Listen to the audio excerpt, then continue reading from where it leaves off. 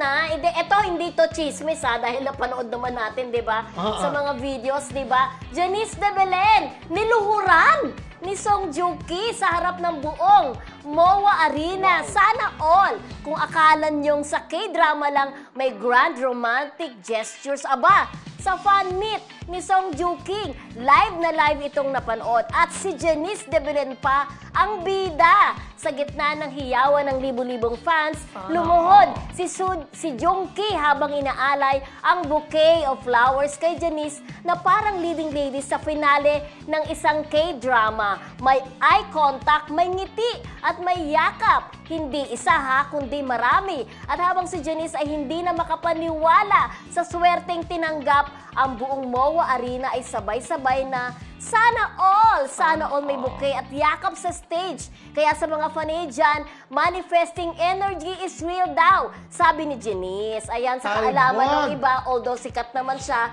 sa mga hindi masyado sa K-drama, si Song Joong Ki ay bida po dun sa Descendants of the Sun. Sa Descendants kung natatandaan nyo, di ba, nagkaroon ng Philippine adaptation, si Jeneline Mercado, di ba? Sa Dingdong Dantes. Dingdong Dantes. Yung lalaki po dun na bida, si Song Joong Ki. At talagang idol ni Janice yan. Alam ba, ang sabi nga ni Janice de Belen Friendship, during pandemic daw, doon siya nagsimula humakay. Sino ba yun?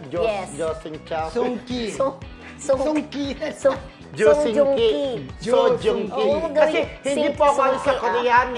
Pero ang gugwapo nila. Doon daw nagsimula nung mapanood niya yun. Tapos kayong karap niya na si Song Ki. Pero ang gwapo niya Song Ki, di ba? Basta hindi ko alam kasi how they pronounce it, di ba? Pero ang tanong, actually napanood ko yung video na yun, paano si Janice ang nakuha nung Korean? Kasi di ba pinag-arrange siya, dun sa fan meet, pinag-arrange siya ng flowers. Okay. Ng parang ilang minuto lang. Tapos, ibibigay niya, pipili siya sa audience kung saan ibibigay niya yung bouquet of flowers na in-arrange niya.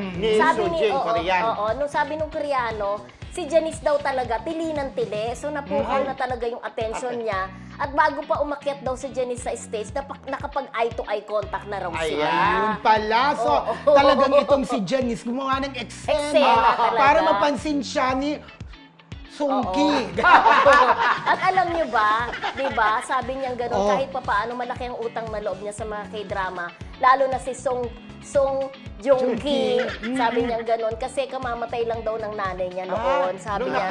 Nung napanood niya yung Descendants of the Sun, kahit pa paano, naiibsan daw yung pain na naramdaman niya. Pero alam mo, diyan ay pinatutunayan ni Janice de Belen at artista siya. Talagang mga artista, humahanga din yan di ba?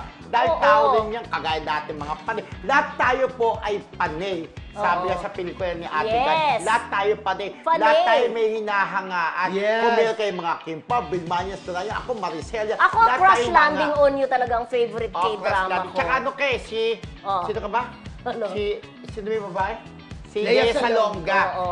Si Mildred po, tsaka si Carmina Villaruel. Lea Salonga. Pero nakita niyo ba yung reaction ni Janice? So Joong Ki nung paglabas niya dun sa MOA Arena?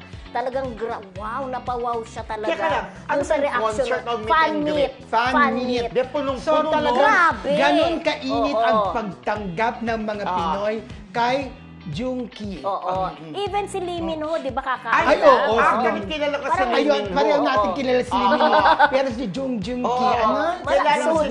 Song Joong Ki. Kasi naging yung model yung isang ng apparel di ba? May apparel. Apparel. Ganon. Kaya gwapo niya Lee Min Ho, di ba? Oo, correct. Naging apparel. Hello. Saka naging Voice Over Flowers nung Meet Your Garden, di ba? Tapos sila yung sumunod. Yes, at Lorna Anselmo, hello, Mami Amores, Maritisay ng Kim Pao PXXK Hong Kong, Ogie Narvaez.